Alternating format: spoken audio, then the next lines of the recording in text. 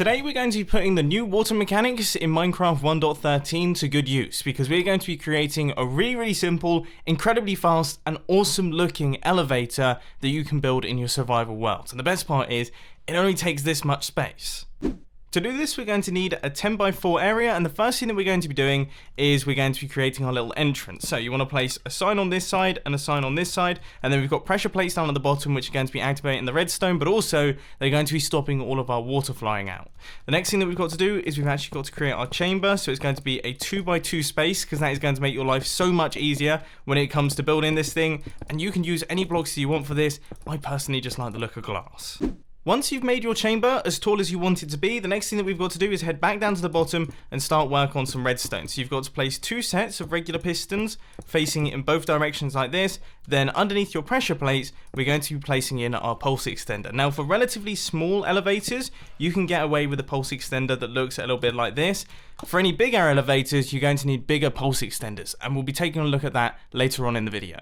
From there, we just want to place a dropper facing upwards with a hopper running down into it, and then an item on the inside to create a monostable circuit. Then we're going to take a comparator output from that hopper, and that's going to be running out into this block setup right here with a repeater, redstone dust there, and then blocks just like that next to that redstone dust. So that's going to be the rising edge monostable circuit, so that will push one set of blocks across, and then to do the falling edge monostable circuit, we just have to go over here, place in a redstone torch, a dropper with a hopper with a non-stackable item on the inside, and then we just want to place in a comparator running out like this with a block like that, redstone dust running up and across like this, and then we need to place in a repeater, and then a block, redstone dust, and then a block. And believe it or not, that is actually everything completed. So then you just want to grab yourself some magma blocks, place those in the center just like that, and then grab yourself some soul sand and place those off to this side right here, and that will be all of those blocks filled in. Then you're just going to grab yourself some water buckets,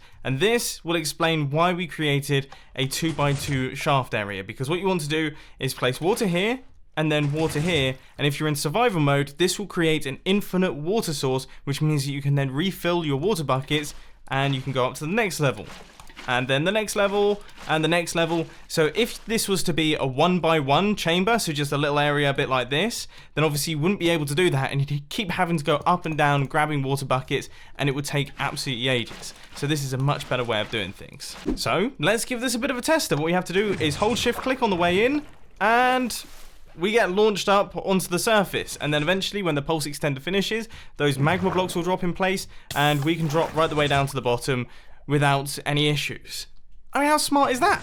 Now on the current pulse setting, this thing is good to launch you around about 40 to 50 blocks. I mean, you saw right there, that launched us about 40 blocks and is working fine, but anything taller than this, and you're going to need to change up your pulse extender setup down at the bottom here, which isn't too difficult. Unfortunately though, it does make the design a tiny bit bigger, but let's be honest, most of you don't really care about that sort of thing. So the first thing we've got to do is we've got to remove the monostable circuit. In fact, we've got to remove the entire pulse extender, because we're actually going to be flipping the direction of this thing. So the comparators are going to be facing in this direction on this side, and they're going to be facing in the opposite direction on this side. They're going to be running across like that, and they're going to be running into a block with a dropper with a hopper running down into it. That dropper's got an item on the inside because that's creating our monostable circuit, and then we're going to have a comparator, a repeater, a block, and then some redstone dust, and that's everything done. If we stand on the pressure plates now, you'll see that the blocks get shifted across, and then they stay like this for considerably longer, and then eventually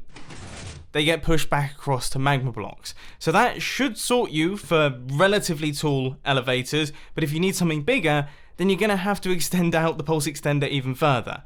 Yeah, you know what, I'll show you how to do it. Just, once again, remove your monostable circuit, remove this block, and now it's really simple. All you have to do is place a comparator facing in this direction, a comparator facing in that direction, a block right here, some redstone dust right there, your dropper, your hopper, and then your comparator, and your repeater, and then extend out this line of redstone dust. And to be honest with you, that should sort you for ridiculous elevators, but if you need to go any bigger, just repeat that process and keep extending it out the back.